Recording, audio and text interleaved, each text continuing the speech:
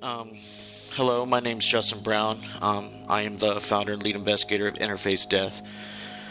This is a Ghostbox video that is a follow-up to the last Ghostbox video that I did, and pretty much what I'm going to do in this video is show you how we set up our Ghostbox research, experiments, and let you guys know all the steps and all the things that we use to do so. First off, we're going to start with the Ghostbox and work our way out. Okay, got a PSB7 here. Okay, we're going to turn it on. Alright, now what is a PSB7? It's pretty much a radio that scans really fast and doesn't stop. Okay, that's pretty much what it is. We're going to use it to see if an alleged spirit can manipulate it. Okay, and I'm going to show you how we use it to see if we can get a spirit to manipulate it. Right now, we're going to do FM, 100 ms reverse sweep. Okay, we're going to sit here and do a baseline. And what I mean by baseline is we want to listen to what it does normally. Okay, so we can know when we get something come across it if it's actually anomalous or paranormal. And the way we can determine that more easily is if we do a baseline. And this is how we do it. We turn on the Spiritbox, we turn on my mic recorder and the recorder that's actually recording what's coming out of the Spiritbox, and we listen for the radio to sweep all the way through the spectrum of the FM. At this current time we're scanning FM, so we're going to listen to the full sweep, and we're going to see what comes across every time it comes up to that frequency.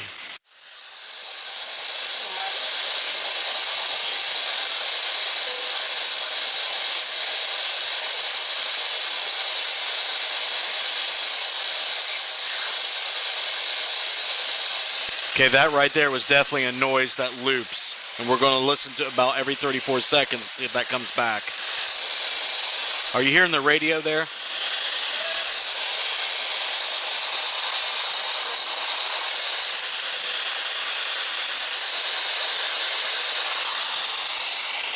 I'm hearing little bits of radio come in, but not a whole lot. But what you want to strive for is not having anything. A lot of people use Faraday cages, but I think that that's that voice again that we hear every 34 seconds. So we definitely want to know if that's going to contaminate our responses or not, or information that we want to. Okay, we are getting things that sounds like radio interference, so that's not really good. The most ideal environment is to use a Faraday cage surrounding your experiment.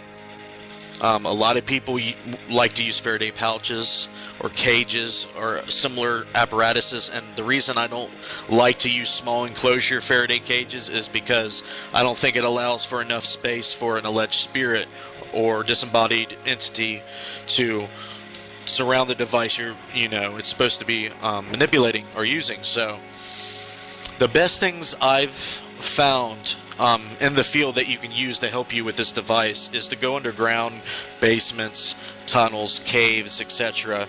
Underground bunkers, military bases. All those places are going to help filter out almost everything, unless you're really close to a radio broadcast company. You would have to actually shield it quite a bit to get that to not come through. Leave the antenna down. Get used to how it normally sounds as a radio before you use it in the experiment. Okay, we're going to incorporate a few other devices in with this process here. As you can see here, I got a recorder with a headset mic. Okay, I got the mic recording here. The audio I'm listening to is ran into this device here. Okay, and we're splitting it right now. So now we're getting a speaker, as you can see.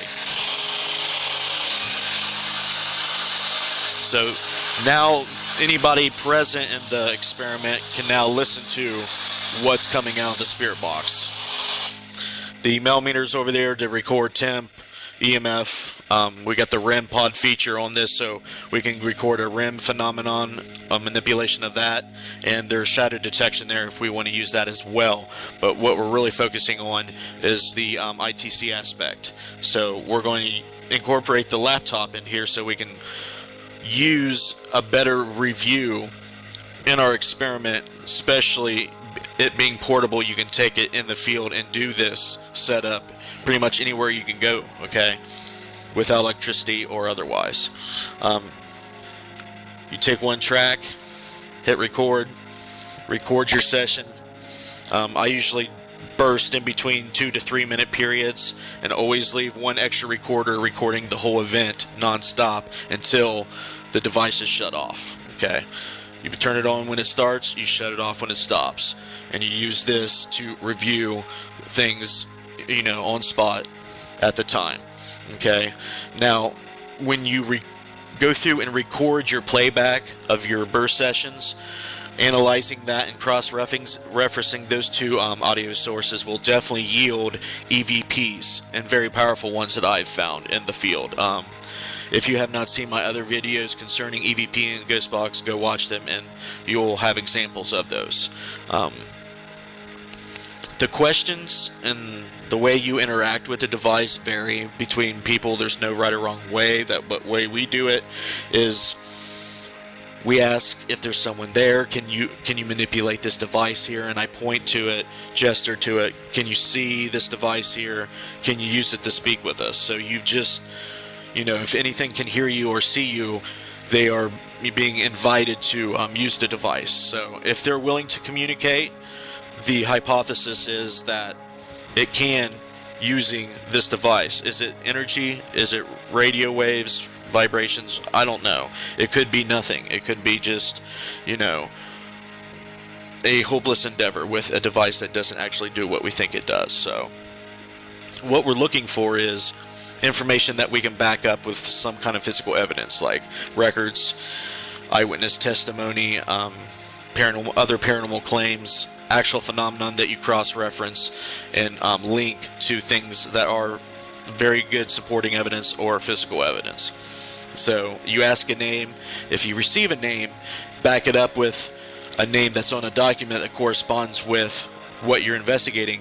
That is good supporting evidence that the device does work and that your research can go forward. If it doesn't go forward, you can change things, how you can use the device. You can use it just to generate noise for EVP, and that wouldn't be a bad thing. It is a good source of white noise and, you know, just noisy bits of stuff that, you know, EVPs can be created. I do want to stress that, you know, the EMF equipment that you're using, there's a lot of devices going on here, so you want to use something like a millimeter that only picks up within a small, you know, low range, between a 30 to 300 range. So the EMF phenomenon that you get is going to contribute something positive to your research. I don't want it to interfere and taint and corrupt and contaminate the research by getting false positives and misinterpreting the data that you get. And that being said, Gary Gulka's got the REM feature starting to build in. I just heard something there.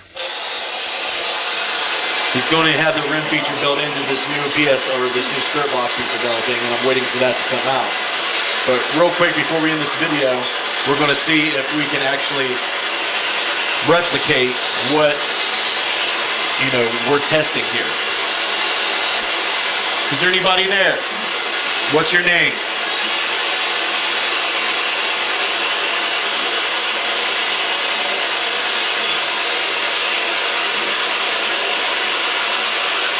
One way to confirm intelligence and that you're actually talking and speaking to someone, you can say, how many fingers am I holding up?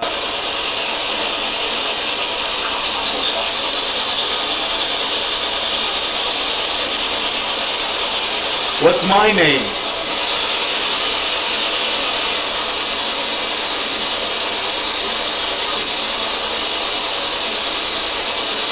Can anybody hear me?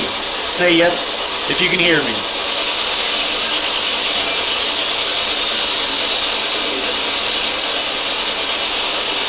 Can any spirit come to this device and manipulate it in a way that will let me know that you're here? Can you turn it off?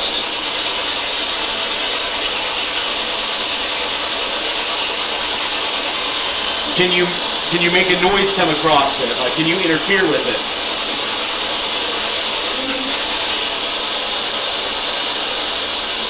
Is that, you heard one, Chris? Now, a lot of people would say that that might have been a response to what I was asking earlier, but you really, for it to be credible, you want it to line up in good timing with when you ask. Always ask questions and try to get responses back to things you can prove. Trying to interpret, in matrix, things that may be deciphered out of the noise is not how you should use it. You should use a device that back up things that already can be proved. Your name, objects you're holding up, replicate those results. If you can't replicate those results, then you got to throw them out as well, because coincidence with this device is very... you can use, multiple tracks for multiple things on the laptop. You can record pre-recorded questions and leave the area and allow, your devices to record with no humans present if you'd like. And that's definitely something I would, consider people to try and to definitely do in each and every investigation, to try to see if a human element present in the experiment is like a variable. So it's definitely something you want to look into. Be very skeptical, be very objective. You definitely don't want to have a lot of noise coming across the device. Like I said, you want to, like the apps out there that generate all kinds of bits of sounds and words, banks mixed together. Of course, you're going to get coincidental sounding words and stuff coming out of it, and some of the stuff may be amazing, but you want nothing to be coming out of the device, and then when you ask for something, you get something. So there's nothing contaminating what you're trying to do. Makes it more credible, allows us to move forward in the experiment and the research. Thank you very much for watching this video. If you're interested in this subject matter, please subscribe to the channel and watch the 100 videos that I have uploaded, because there's a lot of stuff there. From a year in the life of my research, where I started, where I am at now, you can kind of see the process, the learning process develop as I go. You'll understand why I do this way, because you just want your evidence to become more credible as you go. You don't want to have to produce the same questionable evidence as you devote your time and effort and your life to this research.